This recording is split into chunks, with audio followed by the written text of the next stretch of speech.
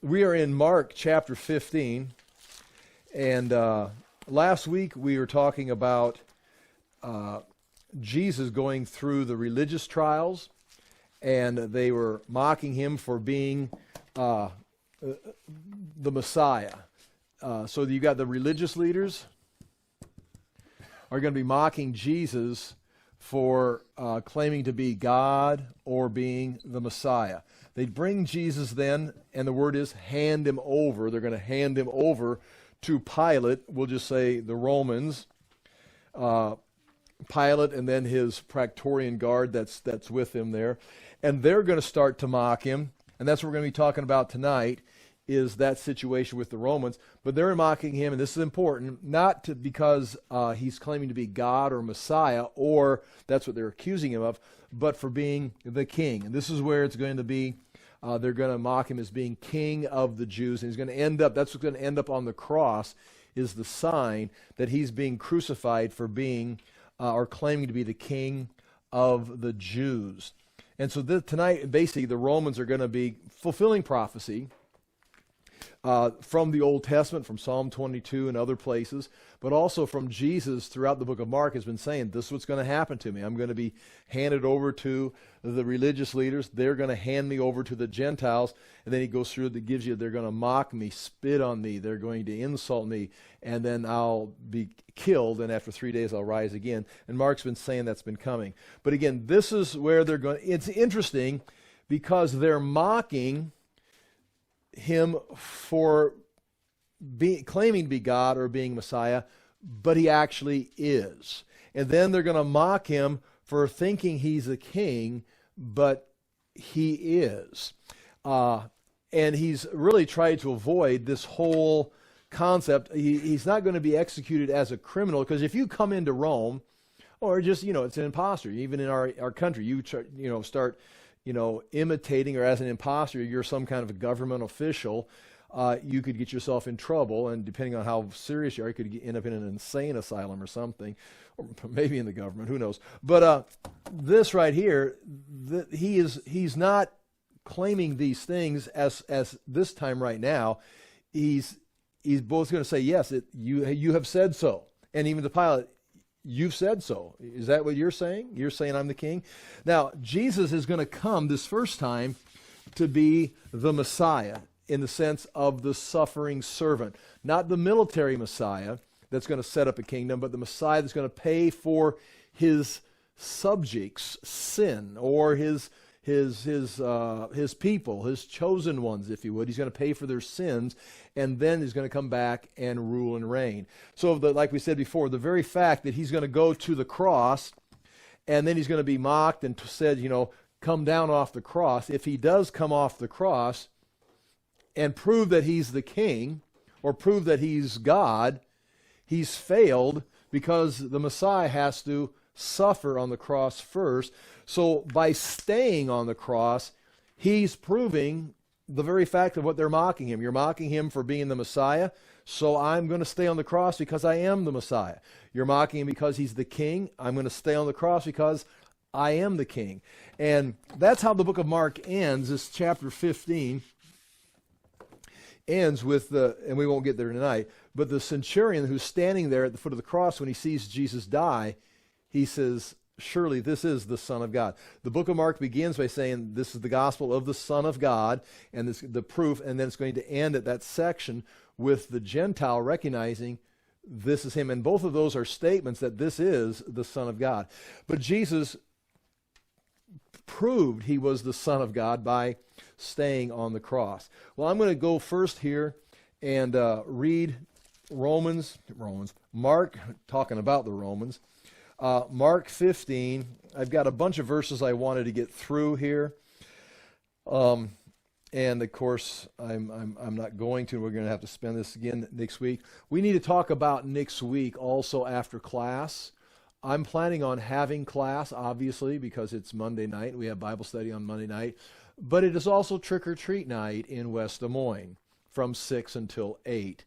So I'll be handing out I do not celebrate Halloween, but I certainly want to make a good representation of myself, since we interrupt the neighborhood every Sunday and Monday with cars and people coming into our houses. When they come, there are going to be a lot of kids on the sidewalk. Yeah. So don't be driving like a bunch of crazy people coming in and trying to rush and get your favorite seat at Bible study.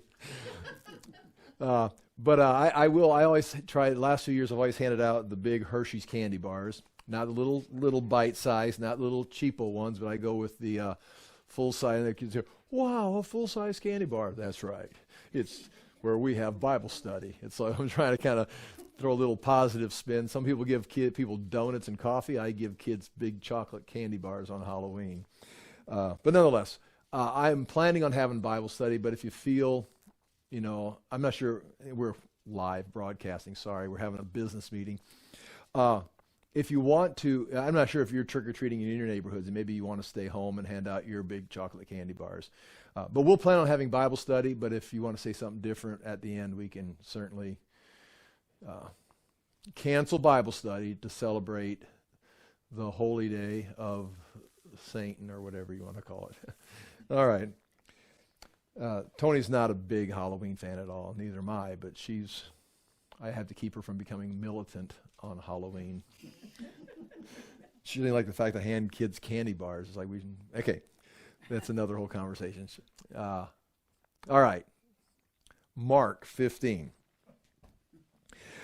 Jesus was with Pilate last time, and so here we have it. I'll just pick up in verse 9 of chapter 15. Do you want me to release to you the King of the Jews? That's now Pilate talking, and he's found the crime that Jesus is going to be crucified for, and is going to put it on the cross. Probably have to wear it around his neck. It's possible that when he's going to the cross, they put a tag around his neck, some kind of a sign that he was the King of the Jews, and that was taken off and then nailed to the cross, because that would be what Pilate, he's not going to crucify him because of an insurrection. He hasn't led an insurrection. They're going to crucify him because he made the high priest mad, because that's not a crime that you can be executed for. But if you are claiming to be the King of the Jews, Rome rules, there's no place for a King of Jews, you're an imposter. That's what he's going to be put on the cross for. And by calling him King of the Jews, they're going to be, in a sense, mocking him, because look at your king. There he is. He's nailing him on a cross. But also, King of the Jews, this is your king, Jews, and we're nailing him on a cross. And so it's a mockery of both Jesus and the people that he's supposed to be ruling. And the Jews were like, no, don't say that, because we've rejected him. What do you want me to do? Do you want me to release to you the King of the Jews? Verse 9, asked Pilate, knowing it was out of envy that the chief priests had handed Jesus over to him. But the chief priests stirred up the crowd to have Pilate release Barabbas instead. Now, when we get out there, it's going to come up probably next week when we get into the actual crucifixion. There's going to be 3 crosses, and this is a thief, and this is a thief. That's what they're called. They could be insurrectionists. Roman would classify them both as the same. This maybe was Barabbas's cross. And when Barabbas was set free, they were probably all 3, in a sense, insurrectionists. Barabbas was set free, and Jesus is here between Barabbas's 2 partners in the rebellion against Rome, potentially. That Bible doesn't say that, but they've got 3 crosses, one's available, and it may be because they're planning this execution, this crucifixion in the morning, and because there's no trial for those 2 guys. They're just on their way to the crucifixion. They just show up. All of a sudden, where'd these guys come from? Well, they were already slated to be crucified. Well, why is this cross open? Well, because Barabbas maybe is supposed to be there. That's some people's thought, and it's at least something to entertain and think about. Do you want me to release you the King of the Jews? But the chief priests stirred up the crowd to have Pilate release Barabbas to them. What shall I do with the one you call the King of the Jews? Pilate asked them. Crucify him, they shouted. Why, what crime has he committed? Asked Pilate, again trying to let him go. But they shouted all the louder, starting a mob, crucify him, wanting to satisfy the crowd. And the reason he wants to satisfy the crowd is because he doesn't want to get in trouble with the paperwork and accusations and going back to Rome. It's not like he cares about the crowd. He just doesn't want the hassle of doing the paperwork or himself getting in trouble with Rome. Pilate released Barabbas to them. He had Jesus flogged and handed over to be crucified. Verse 16, we'll come back and pick this up here with the notes. The soldiers led Jesus away into the palace, that is the praetorium, and called together the whole company of soldiers. And again, the whole company of soldiers, that's the technical term. They put a purple robe on him, then twisted together a crown of thorns and set it on him. And they began to call out to him, "Hail, King of the Jews!" Again and again they struck him on the head with a staff and spit on him. Falling on their knees, they paid homage to him. And when they had mocked him, they took off the purple robe, put his own clothes on him. Then they led him out to crucify him. A certain man from Cyrene, Simon, the father of Alexander and Rufus, a very unique verse in Mark. He names three individuals in one verse, personal names. Who are these people? Simon, the father of Alexander and Rufus, was passing by on his way in from the country, and they forced him to carry the cross. They brought Jesus to the place called Golgotha, which means the place of the skull. When they offered him wine mixed with myrrh, he did not take it, and they crucified him, dividing up his clothes, and they cast lots to see what each would get. Now, this whole thing, it's kind of interesting. We could spend a lot of time talking about crucifixion and all the details, but this whole thing is summed up in verse 24 in three Greek words, brought over here into English as with four words. They are right here. And they crucified him. Or in another way, and having crucified him. That's the detail. It's like, and what happened? And they crucified him. Now, you know, in our culture, you think possibly the way you've heard it talked, and I'm going to do the same thing, get all the details of what's going on. It's like, it looks like it's an entire chapter about describing the crucifixion of Jesus. This has been the trials, the mocking, the leading up to it. Then we get here, and having crucified him, now they're dividing his garments in the same verse and removing. It's like now he's on the cross, and all the writers do that. They don't need to explain crucifixion. I mean, we would have to. It's like, what is crucifixion? I mean, we understand, but you know, we want some more details. Everybody there in that culture knew what crucifixion was. They'd seen it. They'd heard about it. They didn't need this. There's the term. Fill in the blanks. You just understand it. And so they don't sensationalize it. In fact, sometimes I even end up getting all the teaching, the technical details of it. They don't spend time with that. They just make the statement and move on, which is kind of interesting.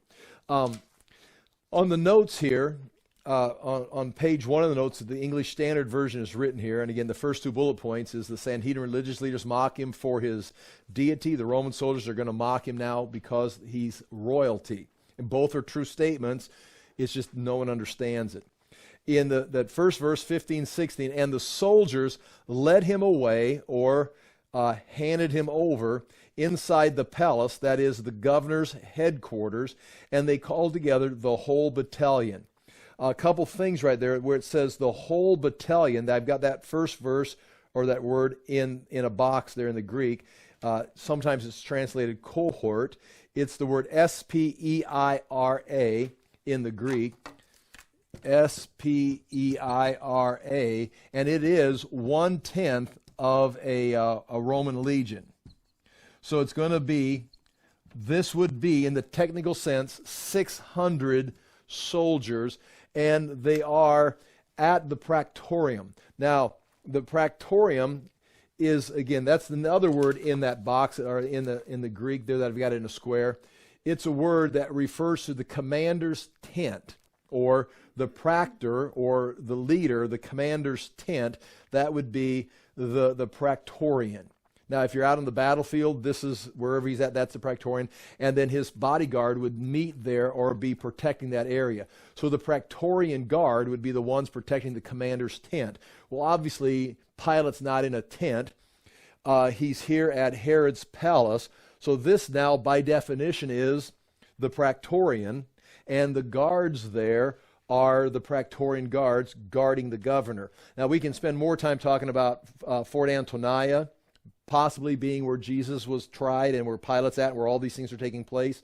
but that's really fallen out of favor academically more recently. And like I showed you, I've switched my maps because I'm thoroughly convinced, because Josephus and Philo, for example, they talk about Herod staying here at his palace, talk about all the governors staying here. There's never any writing anywhere of them staying at Fort Antonia. That's more of a place of where the soldiers were there for, keeping an eye on the Temple Mount and overseeing things. This was not a luxury place. This was like the barracks. Basically, it was the barracks. And this is where the governors, when they came, they didn't even stay in Jerusalem. They stayed at Caesarea by the sea, and they'd come here for the holidays or the festivals to keep an eye on the city because, things could get out of hand. And so there's no doubt about it anymore, but it's worth knowing. A lot of times you're like Via Dolorosa. If you ever walk Via Dolorosa, you go down all this way and go to the Church of the Holy Sepulchre, and you'd stop by this location. Well, that changes a lot of the details of that, because you're not going down this road, you're going out this way right here. And all this is going to be very important. Remember, it talked about Simon. It says Rufus and Alexander's father was passing by. He's coming in to the city. He's not in the crowd. He's just on his way into the city. And the Romans, they need someone to carry the cross, and they grab him and have him carry. So coming in this gate right here or whatever, he's going in, and they're coming out, and they force him, and that's what the Romans would do. We'll talk about that. If they needed a product, if they needed any kind of equipment, if they needed labor, they just grab you, and you did it. It was part of their privilege and their right. But nonetheless, and the soldiers led him away inside the palace. See, even the English Standard Version is not saying the fortress, they're saying the palace. So they've already picked that up in their translation. That is the governor's headquarters. And they called together, again, the governor's headquarters would be the Praetorium. And they called together the whole battalion, and the whole battalion would be those soldiers that are there with Pilate, which could be 600. Now that would be the technical reference, 600. It may not be 600. It could be a couple hundred, but it's going to be more than 4 or 5. The people that are on the execution crew would be a centurion and then 4 soldiers that are going to be overseeing this whole deal. That will be the execution crew. But this might be as many as 600 down to a couple hundred that are in there around this area mocking Jesus. And again, it may not be every last one of them, but there's quite a crowd of Roman soldiers there mocking him. Then again, point 1, I got Sanhedrin fulfilling the prophecy that Jesus said in chapter 10, verse 33 through 34. Jesus had said, "See, we are going to Jerusalem, and the Son of Man will be delivered over to the chief priests and the scribes, and they'll condemn him to death, and deliver him over to the Gentiles. And they will mock him, spit on him, and flog him, and kill him." That was what Jesus was referring to. And so those soldiers are going to do that very thing. They're going to mock him, spit on him, flog him, and kill him in this sequence of verses 9. And I've already talked about the battalion, the headquarters, number 3 and number 4. Point 5 and 6, I've already said about Philo and Josephus. It's interesting. Point 7, John 19, verse 13 says Jesus' trial before Pilate occurred. John says in the Greek, Gabbatha, which means the high point, which would be, again, if you've looked, we looked at last week, we looked at a topography, and this is Mount Moriah, but Mount of Olives is higher and looks down into, in fact, that's where I'm at in that picture. You see right here, this is Mount Moriah. This is a good picture right here. That's Mount Moriah right here, and I'm on the Mount of Olives looking down into the temple court. And this is the Western Hill. There's the Church of the Holy Sepulchre right there where Jesus would be crucified. I should probably take that picture down so I'm pointing at it and show everybody. And up in here would be the Joppa Gate, and that's the Western Hill rising up. And so what I'm talking about right here is this picture right here. I'm not sure how that looks on the camera, but I'm on the Mount of Olives looking over the Kidron Valley here. That's the eastern wall of the city and the Temple Mount. That's where the temple would have stood. Right there is the two gray domes. One is the smaller one is over Calvary, where Jesus is going to be crucified, and the other is, the bigger dome is over the tomb. It's right here. That is right here. So on this picture, I'm standing here, looking over this, and you can see this in the background. So right here is Herod's palace. And that is here, this is obviously higher because I'm looking down into the Temple Mount, which is a mount, Mount Moriah. You have to climb up. This is called the Ophel. The rising goes up into the Temple Mount there. So you can imagine it's even lower, traipsing off this way.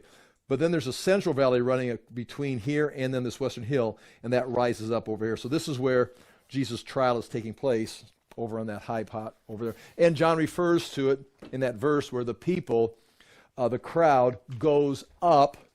They go up to Pilate, which again would all make sense. So that's what that first verse 15, chapter 15, verse 16 is pointing out. Chapter 15, verse 17. And they clothed him in purple and twisted together a crown of thorns they put on him. Now, what's going to take place here? These soldiers, see that Pilate. He's been with the Sanhedrin. He'd been with the high priest and Caiaphas and the godfather Annas. So they handed him over to the Sanhedrin. The Sanhedrin hands him over to Pilate. We've heard Pilate's case, and now Pilate's handed him over to the soldiers to get him ready for execution. They're going to be going right out this gate, right up here to Golgotha. And so now they're getting him ready. So now they're going to have this whole thing now is about the soldiers mocking Jesus. And there's going to be, here's how they're going to mock him. They're going to mock him for being a king. Or, in a sense, for being, how do you spell? I can never spell Caesar. Is that spelled Caesar? I always get all those letters mixed around. A and E, C. But anyway, they're treating him like he's Caesar. And they're going to involve these things. If I can pull it off the top of my head, the purple garment is going to have the wreath, which can be two things. It can be the gold leafy wreath that the emperor would wear, like when he came in on a victorious procession, or when he came in as an emperor. Or it could be the leafy wreath that would be put on someone's head for being an athletic champion. Like if you're the victor in military, or if you're the emperor on the throne, you'd have some kind of a headdress. You've seen that before. It's a declaration of the victory. They're also going to use a scepter. In that, we're going to have to drop into Matthew to pick that up. But they're going to take a reed and give him a reed as his scepter. That doesn't take place in Mark, but they're going to beat him with the reed. And so it's most likely it's the same scepter they give him. They're going to take it and beat him with it. The purple means he's royalty. The wreath means he's the victor, the winner, the emperor. The scepter means he's the ruler, he's the law, he's got the authority. Then they're going to say, "Hail," and we'll talk about that, "Hail, King of the Jews," and we'll look at the greeting they would give Caesar. They would do that. And then they're going to pay homage, or they're going to kneel down. The word actually means, we'll talk about it, it means to worship. Now, if it was in a different setting, if it was the high priest or the Sanhedrin or the Jews, they may be worshiping like he's God. But here, they're not worshiping like he's God. They're paying him homage or honoring him like he's their king. They're paying homage to him. They're going to do all these things, and all of that is exactly what Pilate says. What am I going to do with the king of the Jews? Well, he hands them over. They say, so now the crime is, you're king of the Jews. Someone's probably making a little plaque that's hanging around his neck as he walks out, takes the walk of shame out to the crucifixion. He's got this king of the Jews, and he's being led to his execution. And so while they're writing this little plaque up, or this little sign, they're doing all these things to him, which are putting him in a position, which is interesting, because every one of these things is true. He is the king. He is royalty through the line of David from the throne of God. He is the victor. He's going to come back in victory. He's going to wear the victor's crown.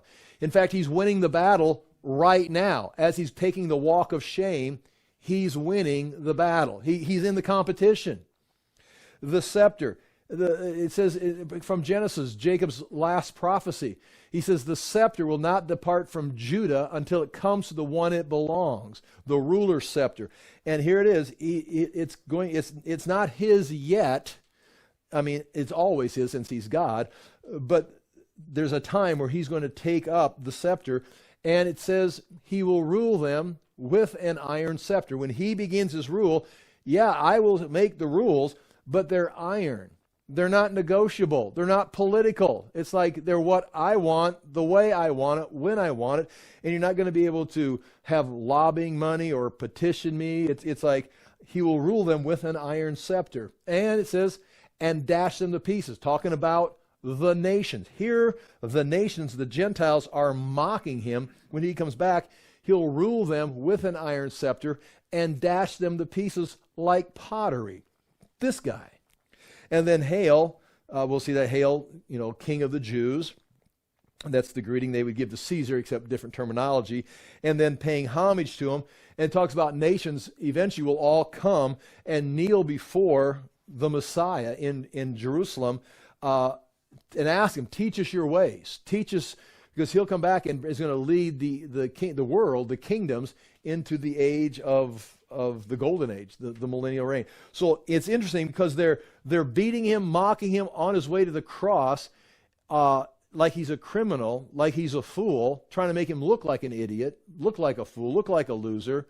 But everything they're doing to him someday, well, in Philippians, every knee shall bow and every tongue confess that Jesus Christ is Lord. And when it says every knee shall bow, that is not, as you know good and well, that's not talking about every believer's knee will bow.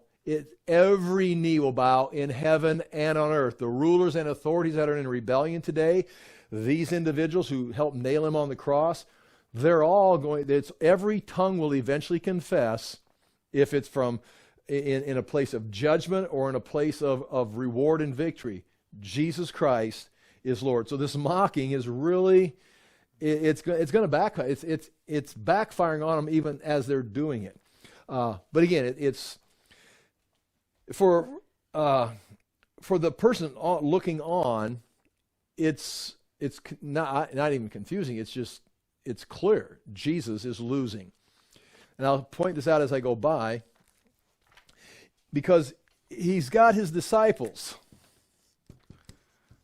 Remember when John the Baptist got his head cut off? Who came and picked up his body? His disciples came and got his body and buried him. Jesus, and we'll get to it probably it'll be next week. Joseph of Arimathea is going to come and get Jesus, ask permission to take his body off the cross. Now, it's very likely Joseph of Arimathea, he's going to become a believer, and John's going to refer to that. But it's possible that he was a righteous man. He was looking for the kingdom of God, but he also knew that we leave these bodies on the cross after dusk. It's not the way we do things. A curse comes on the land, the bodies need to be taken down and buried or got out, otherwise it becomes unclean. So being a righteous man, Joseph of Arimathea, he's the one who's going to come get the body. It tells, the verse after that says, or before that says, the women were standing at a distance watching, and Joseph, they're his followers. Now that says the women. The women were standing there watching at a distance. They're just women. The disciples, John was at the cross talking, but when Jesus is going to be taken down, none of the disciples come get his body. None of the disciples go to Pilate. It's going to be Joseph that comes gets him. So as all this is taking place, there is a great confusion, except with Jesus. Jesus knows exactly what's going on, and that he is indeed the king. And yes, all these things are true. I will be in purple. I will be wearing have the scepter or have the crown. His disciples were not so confident. They're like, what just happened? Things just spiraled out of control. And so there's a lot of, again, as a believer, it's a lot of questioning. And again, remember, Mark is writing to the people of Rome that are under persecution from Nero at that time. And so that's going to come up here in just a moment again. Chapter 15, verse 17, and they clothed him in a purple cloak, and twisted together a crown of thorns, they put it on him.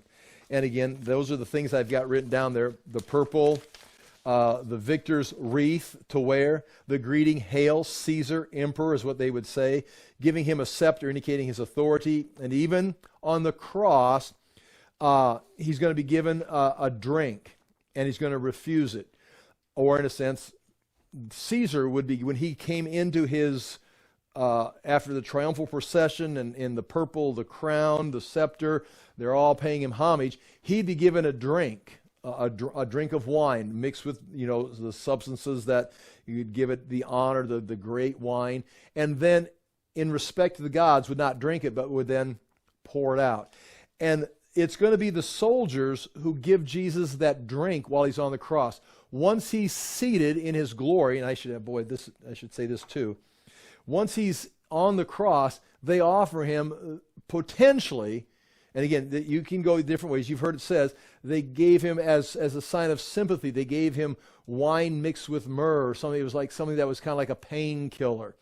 And it talks about women would bring that and help serve the sufferer, people that are suffering, would help them alleviate that. That's possible, but because the soldiers are giving it to him, they are not giving it to him to help alleviate the pain, although they may be giving him something to drink so that he stays alive and suffers a little bit longer.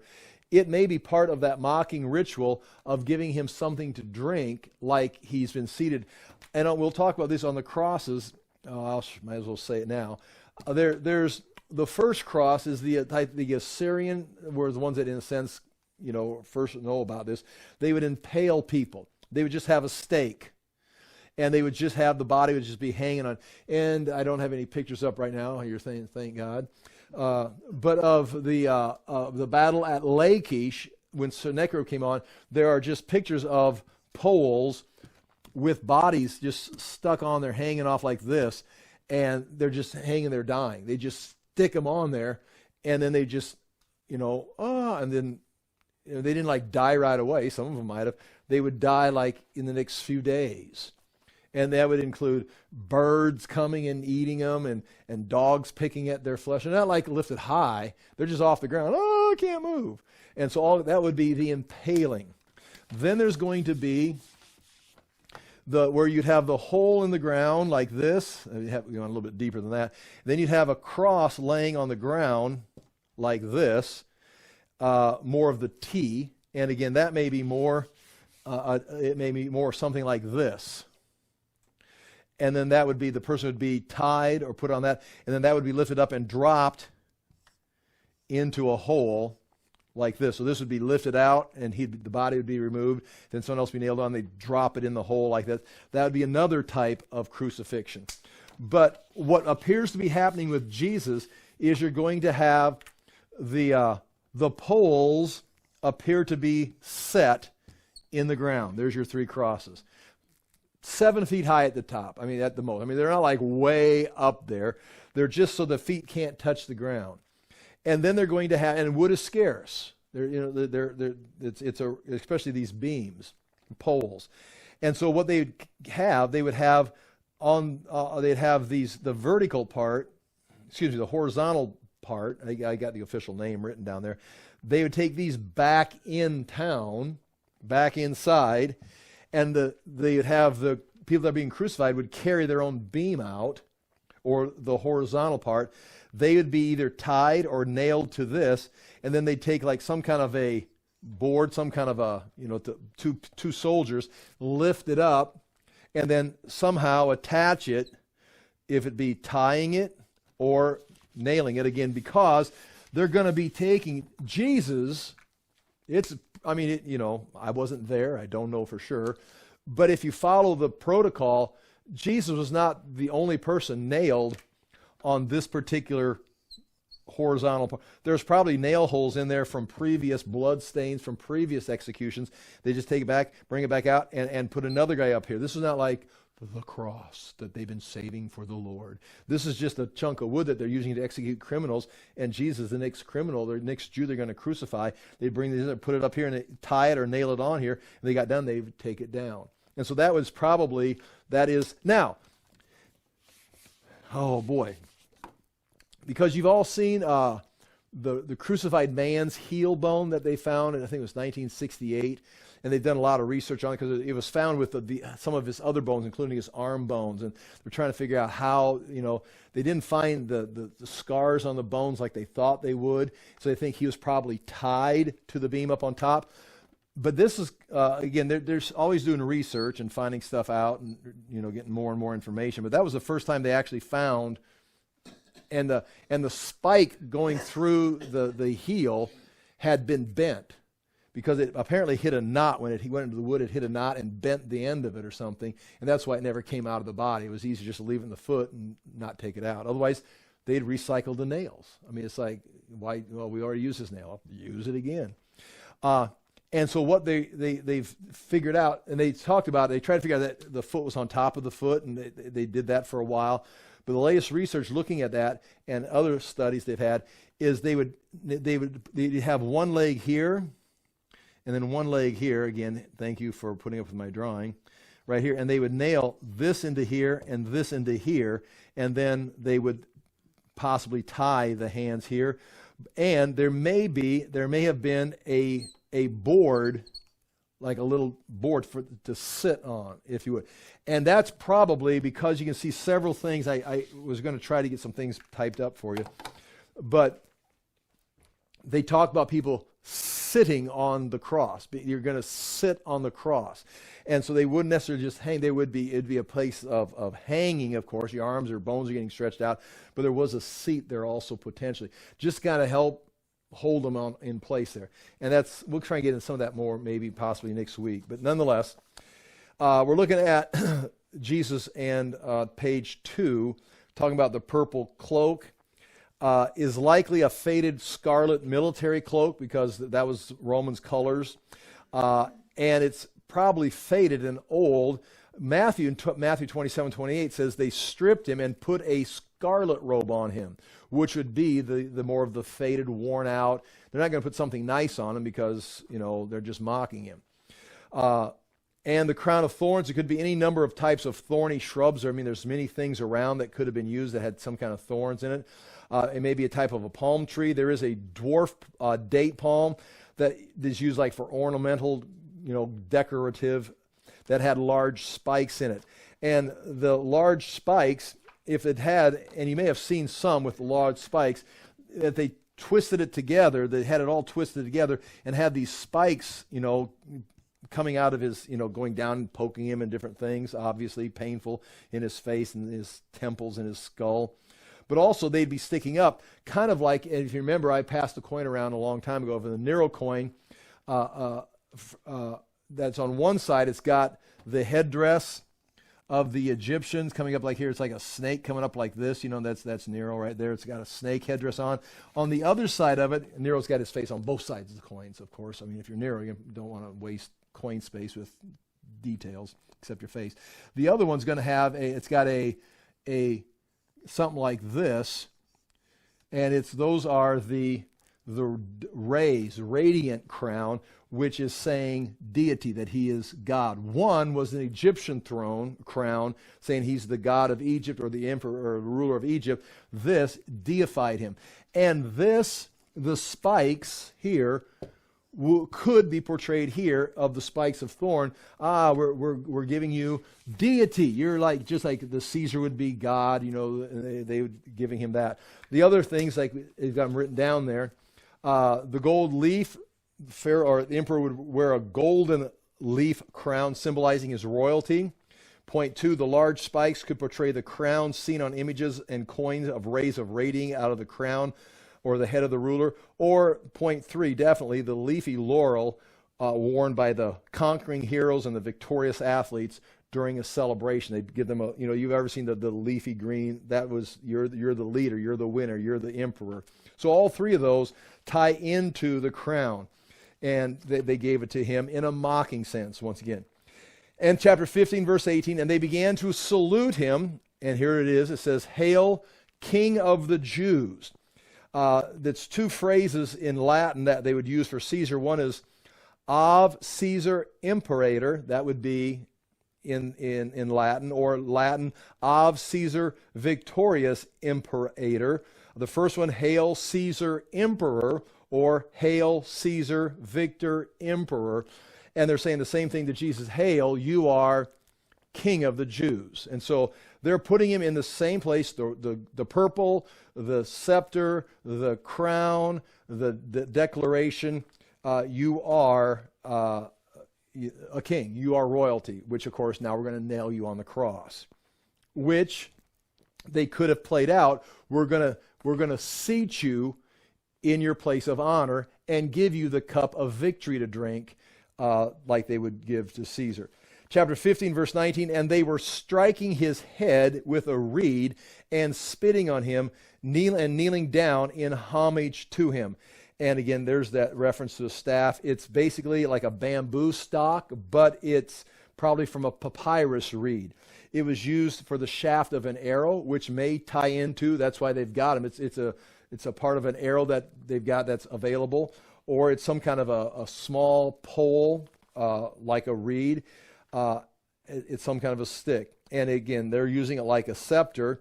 Matthew 27:28, I've got it written right down there in point D. Twisting together a crown of thorns, they put it on his head and put a reed in his right hand, and definitely the right hand, that's the hand of power. And kneeling before him, they mocked him, saying, Hail, King of the Jews. So in Matthew, they put the reed in his right hand, like a scepter. In Mark, it doesn't say that. It just says that they beat him with a reed. So it would make sense, if you're willing to go that far, that they had a reed, they gave it to him, they beat him with it, they put it back in his hand. And interestingly, when it says, point 2, striking and spitting are imperfects in the Greek, which means they didn't just do it once, they were doing it repeatedly over and over. It means they kept on striking and spitting on him and then kneeling before him. And so this was an ongoing thing. There's probably, they got some time to kill, waiting until it's time for the procession out there. And so they're just beating him up and making fun of him. Now listen, he's been hit and clubbed by the priest. He's already gone through the flogging. He's already had his back, his flesh is tore open. It's not just, they just like slap him with something. They ripped his flesh open. And it sometimes killed people. In fact, the little bit of reading that I've done on it, the people that were trained to inflict this kind of punishment were trained not to kill someone, because if you didn't do it right, you could just kill them. You could just rip them up. And so they were trained to make it miserable for him. Well, Jesus has been now in that condition. He's been hit in the head several times. The soldiers have slugged him in the head. He's been whipped by the team of that Pilate put in charge, and now he's in the Praetorium waiting to take the walk of shame to the cross, and they're just toying with him. So he's probably not in a frame of mind where he's like, got all these wise sayings that he's talking with him. He's as a human, he's probably just trying to stay alert, awake, on his feet, which is fading quickly. And point 3 talks about that word homage. I've already referred to that. Chapter 15, verse 20. And when they had mocked him, they stripped him of the purple cloak and put his clothes on him. Now it's time to go to the cross. Whatever extra time they had, they're out of time. So they take the purple cloak off of him, probably the faded military, and put his own clothes on him and let him out to be crucified. Now, they put his clothes back on him. They're going to take these same clothes off and gamble for him here in a moment. And that's what the soldiers would do. Whoever was in charge of the execution, the little bit that the criminal would have, they would divide it amongst themselves. It is not unusual for someone to be executed or crucified naked. But in Jerusalem, because of the Jewish culture, the sensitivity to nakedness, and of course, not that the Romans cared, but it would just be easier to follow a few simple protocols so you don't have a riot on your hands. Jesus wore clothes down the road, out of the city, They gambled for his clothes, and probably even when he's put on the cross, he had some kind of covering, to keep himself private. It wouldn't be, although in other cultures they would be naked. He probably had some kind of covering. Again, the Bible doesn't go into detail on that, but you do see him taking his clothes off, dressing in purple, taking the purple off, putting his clothes back on, getting to the cross, taking his clothes, gambling for it. And they did say that this garment is a very nice garment. You begin to wonder, with all the blood and beating going on, and you get out there, and this is a very nice garment. They said, let's not tear it, let's gamble for it. How do you keep it nice? It's got to be like stained with blood, dirty. That's just something I've always kind of wondered. Did they like keep it separate, or did they actually did he have it on the whole time? Nonetheless, there is some talk about the clothing going throughout this. And that's the end of page 2. Page 3. And they compelled a passerby, Simon of Cyrene, who was coming in from the country, the father of Alexander and Rufus, to carry his cross. And so right there you've got, do I have anything notes written down there? Oh yeah, that's down the next verse there. Okay. So Jesus is going out, I'm saying out this gate right here. If you're going from Via Dolorosa, he's coming down this road here, going out the gate right there.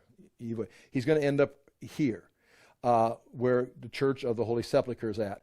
Rufus is coming in, probably coming into the city right down here. He's coming in for the day, and he's probably not in the crowd. He's probably just coming in, gets caught in traffic, and Jesus is falling down. Jesus can't make it. He's carrying this beam, this upright pole, and he can't go any further. And this is, or he's moving too slow. Maybe he's doing it, but it's like, it's going to take forever. So it's like, here, you carry this. Let's get this going.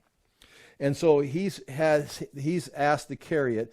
And the word compel, I've got to drop down to, I'm down underneath. Oh yeah, I see what I'm doing. I see what I wrote on there. That's what got me confused. In the mid, see right there, it gets kind of confusing because there's your text up there of your scripture. Then that's your Greek text, the box. And I've got it squared where it says they compel. That's in the middle there. That's the word augurero, which means to impress, compel, force, or conscript. They just, by Roman force, you do this, and made him do it. If he said, no, I'm busy, I've got to get going, my order's waiting, he can't do that. He's got to stop what he's doing and do what the Romans want. What's interesting, again, is point 4, got some things about him.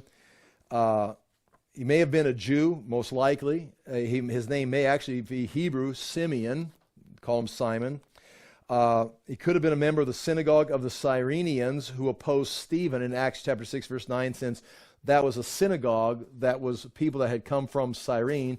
He may have been a Jew, part of that synagogue. He may have been black, coming from North Africa. That would be very obvious.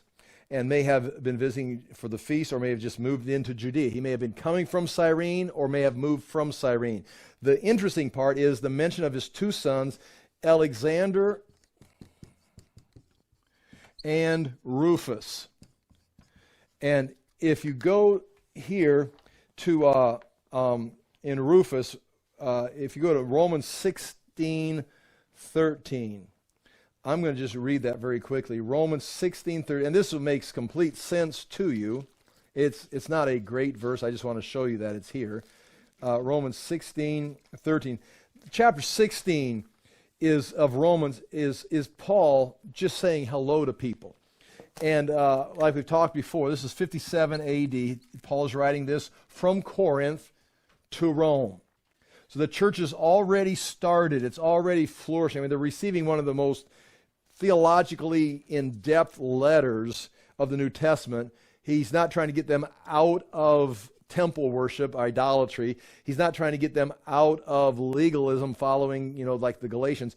He's basically explaining his theology. He says, I want to come visit you so I might share my spiritual gift with you, and you likewise share your spiritual gift with me. In other words, he's almost putting them on an equal basis. I want to come and strengthen you, but you've got some things to help me, and I can learn. Again, be careful when I say learn, but you can help him. And he eventually says, I plan on going to Spain, and I can take an offering, and you can send me on my way to Spain. So I can come teach and give you some encouragement, give you some information, but you can help me continue going further west.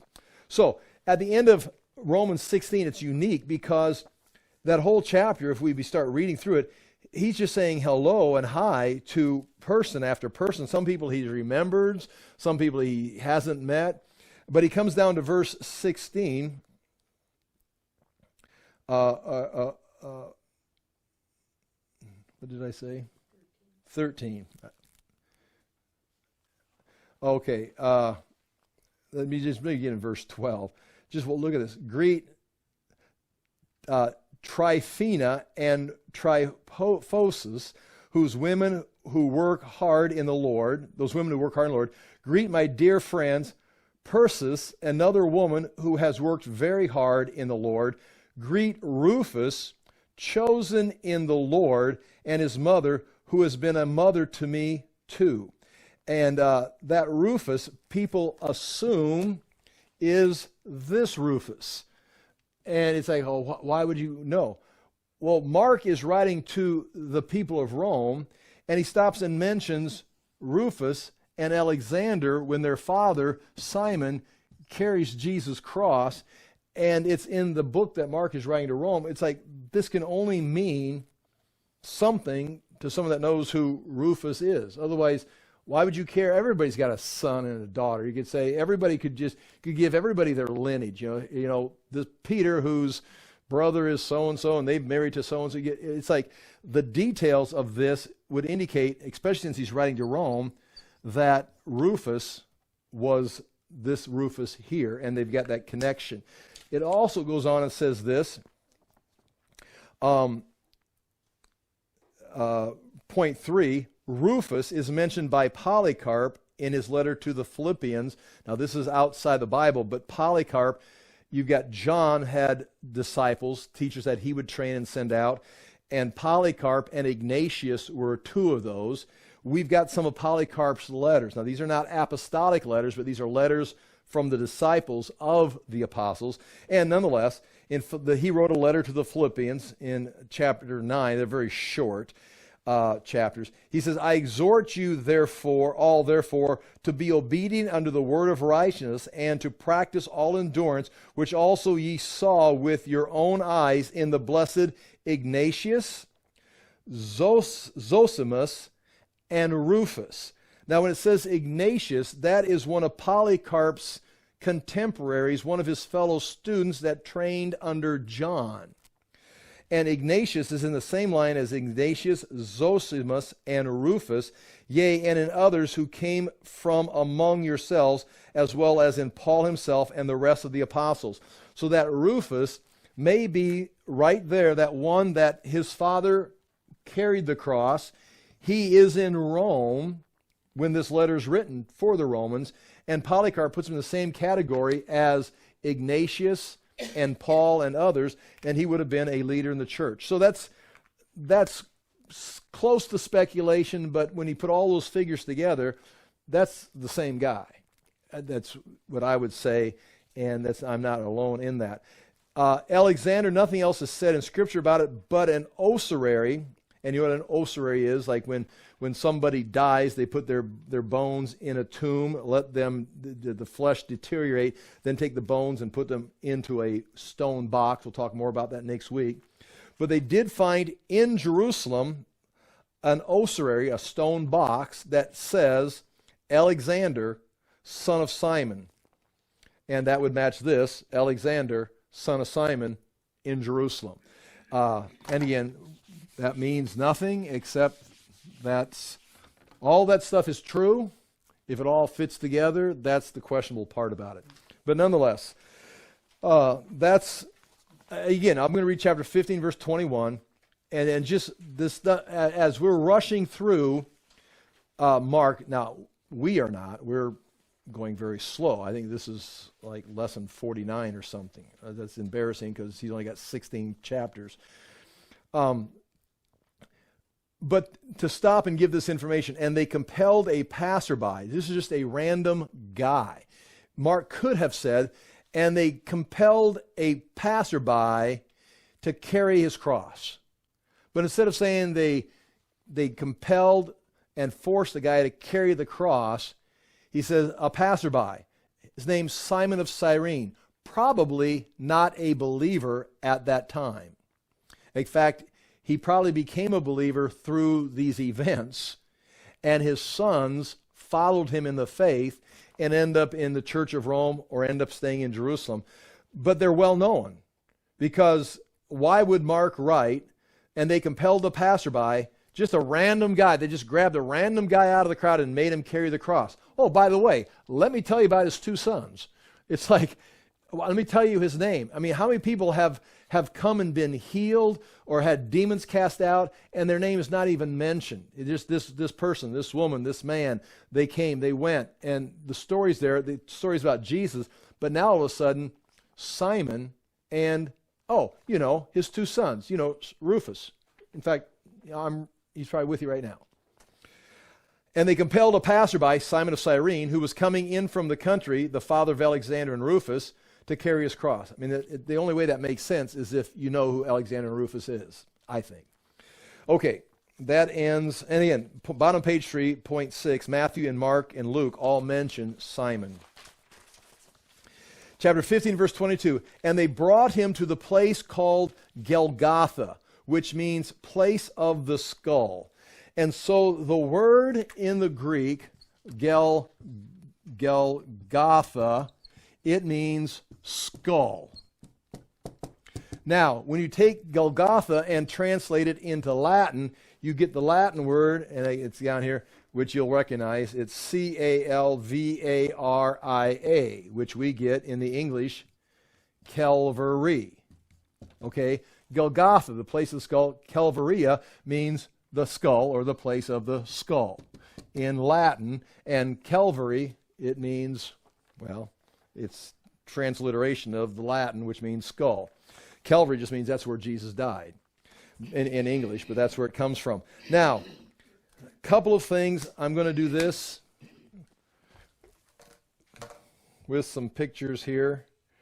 If I can, what do I got here? Okay, is that my first one? I got to make that smaller. Sorry. Okay, that would be Calvary. We'll come back to that in a moment. That's the map we were just looking at. All right, that's good, that's good, that's good. Okay, here is, again, that map, if we want to look at this very quickly. I appreciate your patience. This is 30 AD. This is Herod's palace up there on the hill. I showed you that.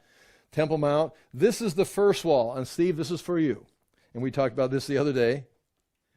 This is called the second wall. Right here. And they always, Romans and Jews, crucified outside the wall. They didn't crucify inside the city. Definitely not Jews. Jews even buried outside the city. So right now the crucifixion is outside the city. We saw before there's roads coming and going right there. And they execute in a busy place. So everybody can see this. When they were crucifying people in 66, or it'd be 68, 69, 70 AD, when Jerusalem was being destroyed, attacked by the Romans, they were crucifying. They'd have to 500 people at a time on crosses. And they would always be outside the city wall. So if you looked over the wall to see what was going on, you would see people just lined up on crosses. And there's people waiting to get on the cross. I mean, they had so many people they had captured, they were executing them. And they would crucify them in different positions, meaning they would get creative. Sometimes they'd crucify them upside down, or whatever they'd want to do, they'd just hang them on crosses or impaling them, just hang there until you die. And I think, from what I remember from a long time ago when I was teaching this, the longest historical account of someone being on a cross, someone was on a cross for 14 days. And just imagine, I mean, it's like just because you're nailed on a cross doesn't mean you're going to die. Oh, I'm dying of nails. It's like, no, you're going to die of something, but you're just not going to, not coming off the cross. This is your last stop is here. And so, interestingly, Jesus dies in a 6-hour period, which was, and you remember in the story, because they came by to break the legs of the thieves, because all of a sudden now they can't support themselves and they suffocate.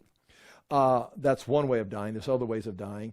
But Jesus was already dead, probably because of the beating and the exhaustion of everything they put him through. He died. But Anyway, there's that. Now here's what I want to show you, Steve. Right, when I was doing this, then that's 30 A.D. And then Herod Agrippa the first wanted to do this, and they stopped him because they thought he's getting ready to revolt. And Herod Agrippa the second finished it. That's the third wall, right there. That's the third wall, and that's the one the Romans broke in. Then in 60, 68, 70, 69, 70 A.D. They had to break through this wall. They had to break through this wall. Then they still had to get through the Temple Mount wall.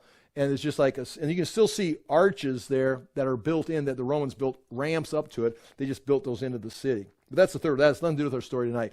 But you see, there now all of a sudden the cross now, or the Church of the Holy Sepulchre, is inside the city.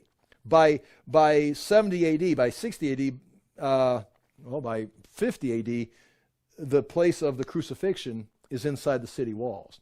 But it's not inside the city walls. Now, there's a place out here they found in the 1800s that looks like a skull.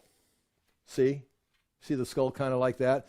They see the eyes, the nose. And right over here, just like right here, the city wall is right here. There's a Greyhound bus stop right here. There's a bunch of traffic. And there's this. The British found this. Gordon. It's called Gordon's Calvary. And this is right beside it, right over there. See, there's a tomb in there, and there's a place to roll some kind of a covering stone, and they found the original, they thought, tomb of Christ. The problem is this tomb is from the 700s, 800s BCs. The Crusaders used it to keep horses in it. It's not correct. Now, if you're Protestant, this is your go-to place because it's outside the city walls. It's a garden. They've got it really nice. And there's a rock, outcropping of rock right there. It looks like a skull. Plus, if you go to the Church of the Holy Sepulchre, by the time the Protestants get into the picture, Protestants don't arrive until 1500 A.D. Okay, you're all Catholic until Martin Luther. So this is occupied by two major groups. The Eastern Catholic Church and the Western Catholic Church. The Eastern part of the Catholic Church is the Greek Orthodox. The Western part of the Catholic Church is the Latin Church, which we know as the Roman Catholic Church. So those are two. In fact, you go up on Calvary, there's two altars there. One on this side is the Greek, and one on this side is the Latin. Where's the Protestant altar? Too late. You're 1,500 years too late. Well, we want to be part of it. Now, there's Ethiopians there. There's different groups there. But the Protestants have no place. You can come and take pictures and pray and leave a donation. But when the British found this, it's like, look at what we got. We've got the skull, Golgotha, Calvary, and we found a tomb right beside it. And now there's people there, you can argue with them. They'll argue that this is the place. Now again, if you want to go there, you can, but that's the Protestants' place. That's our place. Now, it's not historical, but at least we have our own place. Now, this is inside the Church of the Holy Sepulchre. Let me see if I can do this quick. There's the wall. They would have walked out from Herod's palace out this way. Simon would have been walking in. They would have gone, again, this is just a drawing. This is not, but it used to be in a quarry. That's definitely, you can see down in here, even today, you can see places where they've carved stone out. It appears to have become abandoned, that they're exhausted. And so they clearly turned it into a garden. They brought dirt in, and they started cutting tombs in what was left of the quarry. This goes right by. This might have been a nice place for a garden or for tombs, but it goes right by the main roads coming into Jerusalem, so it's a great place to crucify people. So you come to town for the holidays, it's like, whoa, Rome's in charge. Wouldn't that be awesome? I mean, you pull into a city, it's like, here's the people that rioted last week during the weekend. It's like, whoa, I'm going to follow the speed limit. Yeah, it's like, well, that's barbaric. It's called Roman peace. It's like, right now, it's like we don't even want to put people in prison. Now I'm getting political. But this kind of strange, not that I'm advocating for crucifixion, but you understand, it's just a different feeling when you come to a city and there's people hanging on the cross screaming. And what'd they do? They didn't follow the law. They didn't listen to the Romans. Well, I'm going to follow the law because I want to go home tonight. Nonetheless, that's another whole story. That is, right here is where Jesus' tomb would have been, and that's Joseph's tomb. We'll talk more about that next week. But with that being said, oh, what did I do? Oh, right. There we go. Okay. So right here, thank you, Tony. That would be Calvary today and then, and that would be the tomb. Now in 320, 315, right around there, Constantine is going to come and find this location, and he's going to cut away all this stone. So the only thing you've got there is a little house, sepulcher, over that one tomb. Everything else is going to get carved away. There's going to be like a stone house there. It's still the original stone of the quarry. And then the Muslims are going to come by at like 1099. Yes, I think it's 1099, and just crush it because they want to get rid of Christianity and cover up the burial bench. And the Crusaders retake Jerusalem, and then they rebuild a little thing that's there today. And we'll talk more about that next time. But here it is right here. You go inside the Church of the Holy Sepulchre. Now I'm standing on the pavement of the Church of the Holy Sepulchre. That's the door. Open the door right there. And up here, these are stairways going up here. There's one of the altars right there. See that picture right there where I've got the little, that I think that is the Latin or the Roman altar. Then on this side would be the Greek Orthodox. I may have them backwards. You can look in my Jerusalem book and it'd make it clearer for you. And you can actually get up there to that, right up there, and you see it in the book. You can get up there where the altar's at and get down on your hands and knees, and you can reach in and touch the stone of the original stone. It's still there, just covered up. That's why it's higher right there. That's how much higher it was. And of course, I've touched it, and then the next time I brought a little hammer and I chiseled a little bit off right there. And here, no, I didn't do that.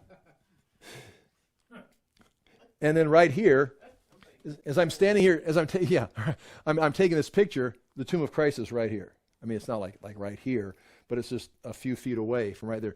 So that's where that was when they buried him in a garden. The garden was right here, and there's still tombs back behind there in the rock that's covered up by the building today. So this is, and I can give you more detail next week, this is probably the right location. It's been the right location since Constantine identified. Not everything Constantine identified and the Crusaders identified is correct, but he asked the people, and the people have, and even the Romans, I got to stop, the Romans covered up. Hadrian, when he defeated the Jews in 132 to 135, the first thing he does is cover this place up. He buried this place and put a pagan shrine on top of it. And when Constantine came in 312, 315 and asked them, where is the burial place of Christ? They go, it's underneath there. It's underneath that pagan shrine. And a couple things. It was inside the city, underneath the pagan shrine, buried. So when they dug it up, they found this location, the garden and stuff, and it was confirmed. Okay, I got to quit with that right there, and we'll talk more about it next week. I appreciate you being here. Father, we thank you for the chance to look into these things. We thank you for what Jesus Christ, the King and our Savior, has done for us. Again, we ask that we would appreciate it, but Father, that we would also follow him and do what you've called us to do, that we would take up our own cross and do the things you've called us to. The world will mock us, reject us, and not understand what we're doing. But Father, as we walk in your word, follow Jesus Christ and listen to the things that he's taught us to do, that we would indeed bring glory to you and be able to enter your kingdom as faithful servants. Again, we thank you for this opportunity and ask that we again would be a light to this generation. In Jesus' name we pray. Amen. Well, thank you for being here.